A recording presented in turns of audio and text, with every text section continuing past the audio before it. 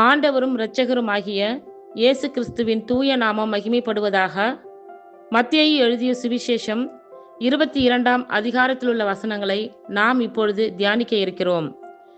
இயேசு மறுபடியும் அவர்களோடே ஊமைகளாய் பேசிச் சொன்னது என்னவென்றால், பரலோக ராஜ்யம் தன் குமாரனுக்கு கல்யாணம் செய்த ஒரு ராஜாவுக்கு ஒப்பாயிருக்கிறது. அழைக்கப்பட்டவர்களை கல்யாணத்திற்கு வரச் சொல்லும்படி அவன் தன் ஊழியக்காரரை அனுப்பினான். அவர்களோ வர மனதில்லாதிருந்தார்கள். அப்பொழுது அவன் வேறு ஊழியக்காரரை அழைத்து, நீங்கள் போய், இதோ என் விருந்தை ஆயத்தம் பண்ணினேன், என் எருதுகளும் கொழுத்த ஜந்துகளும் அடிக்கப்பட்டது, எல்லாம் ஆயத்தமாய் இருக்கிறது, கல்யாணத்திற்கு வாருங்கள் என்று அழைக்கப்பட்டவர்களுக்கு சொல்லுங்கள் என்று அனுப்பினான். அழைக்கப்பட்டவர்களோ அதை அசட்டை பண்ணி ஒருவன் தன் வயலுக்கும் ஒருவன் தன் வியாபாரத்துக்கும் போய்விட்டார்கள். மற்றவர்கள் அவன் ஊழியக்காரரை பிடித்து அவமானப்படுத்தி கொலை செய்தார்கள். ராஜா அதை கேள்விப்பட்டு கோபமடைந்து தன் சேனைகளை அனுப்பி அந்த கொலைபாதகரை அழித்து அவர்கள் பட்டணத்தையும் சுட்டெரித்தான். அப்பொழுது அவன் தன் ஊழியக்காரரை நோக்கி, கல்யாண விருந்து ஆயத்தமாயிருக்கிறது, அழைக்கப்பட்டவர்களோ அதற்கு அபாத்திரராய் போனார்கள். ஆகையால் நீங்கள் வழி சந்திகளிலே போய் காணப்படுகிற யாவரையும் கல்யாணத்திற்கு அழைத்து கொண்டு வாருங்கள் என்றான். அந்த ஊழியக்காரர் புறப்பட்டு வழிகளிலே போய் தாங்கள் கண்ட நல்லார் பொல்லார் யாவரையும் கூட்டிக் கொண்டு வந்தார்கள். கல்யாண சாலை விருந்தாளிகளால் நிறைந்தது.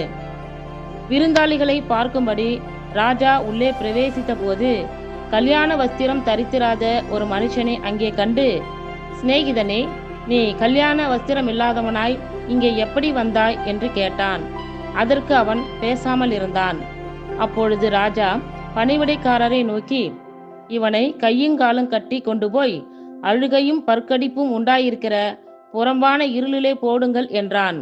அந்தபடியே அழைக்கப்பட்டவர்கள் அநேகர், தெரிந்து கொள்ளப்பட்டவர்களோ சிலர் என்றார். அப்பொழுது பரிசேயர் போய் பேச்சிலே அவரை அகப்படுத்தும்படி யோசனை பண்ணி தங்கள் சீஷரையும் ஏரோதியரையும் அவரிடத்தில் அனுப்பினார்கள். அவர்கள் வந்து, போதகரே, நீர் சத்தியமுள்ளவர் என்றும் தேவனுடைய மார்க்கத்தை சத்தியமாய் போதிக்கிறவர் என்றும் நீர் முகதாட்சண்யம் இல்லாதவராகியால் எவனை குறித்தும் உமக்கு கவலை இல்லை என்றும் அறிந்திருக்கிறோம். ஆதலால் உமக்கு எப்படி தோன்றுகிறது? ராயனுக்கு வரி கொடுக்கிறது நியாயமோ அல்லவோ? அதை எங்களுக்கு சொல்லும் என்று கேட்டார்கள். இயேசு அவர்கள் துர்க்குணத்தை அறிந்து, மாயக்காரரே, நீங்கள் என்னை ஏன் சோதிக்கிறீர்கள்? வரிக்காசை எனக்கு காண்பியுங்கள் என்றார். அவர்கள் ஒரு பணத்தை அவரிடத்தில் கொண்டு வந்தார்கள். அப்பொழுது அவர், இந்த சுரூபமும் மேலெழுத்தும் யாருடையது என்று கேட்டார். ராயனுடையது என்றார்கள். அதற்கு அவர், அப்படியானால் ராயனுடையதை ராயனுக்கும் தேவனுடையதை தேவனுக்கும் செலுத்துங்கள் என்றார். அவர்கள் அதை கேட்டு ஆச்சரியப்பட்டு அவரை விட்டு போய்விட்டார்கள். உயிர்த்தெழுதல் இல்லை என்று சாதிக்கிற சதுசேயர் அன்றைய தினம் அவரிடத்தில் வந்து, போதகரே, ஒருவன் சந்தானம் இல்லாமல் இறந்து போனால் அவனுடைய சகோதரன் அவன் மனைவியை விவாகம் பண்ணி தன் சகோதரனுக்கு சந்தானம் உண்டாக்க வேண்டும் என்று மோசே சொன்னாரே. எங்களுக்குள்ளே சகோதரர் 7 பேர் இருந்தார்கள்.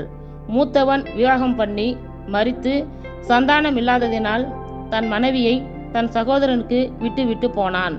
அப்படியே 2ஆம் 3ஆம் சகோதரன் முதல் 7ஆம் சகோதரன் வரைக்கும் செய்தார்கள். எல்லாருக்கும் பின்பு அந்த ஸ்திரீயும் இறந்து போனாள். ஆகையால் உயிர்த்தெழுதலில் 7 பேரில் எவனுக்கு அவன் மனைவியாயிருப்பாள்? அவர்கள் எல்லாரும் அவளை விவாகம் பண்ணியிருந்தார்களே என்று கேட்டார்கள். இயேசு அவர்களுக்கு பிரதியுத்தரமாக, நீங்கள் வேத வாக்கியங்களையும் தேவனுடைய வல்லமையையும் அறியாமல் தப்பான எண்ணம் கொள்கிறீர்கள். உயிர்த்தெழுதலில் கொள்வனையும் கொடுப்பனையும் இல்லை. அவர்கள் பரலோகத்திலே தேவதூதரை போல இருப்பார்கள். மேலும் மரித்தோர் உயிர்த்தெழுதலை பற்றி, நான் ஆபிரகாமின் தேவனும் ஈசாக்கின் தேவனும் யாக்கோபின் தேவனுமாய் இருக்கிறேன் என்று தேவனால் உங்களுக்கு உரைக்கப்பட்டிருக்கிறதை நீங்கள் வாசிக்கவில்லையா? தேவன் மரித்தோருக்கு தேவனாயிராமல் ஜீவனுள்ளோருக்கு தேவனாய் இருக்கிறார் என்றார். ஜனங்கள் இதை கேட்டு அவருடைய போதகத்தை குறித்து ஆச்சரியப்பட்டார்கள். அவர் சதுசேயரை வாயடைத்தார் என்று பரிசேயர் கேள்விப்பட்டு அவரிடத்தில் கூடி வந்தார்கள்.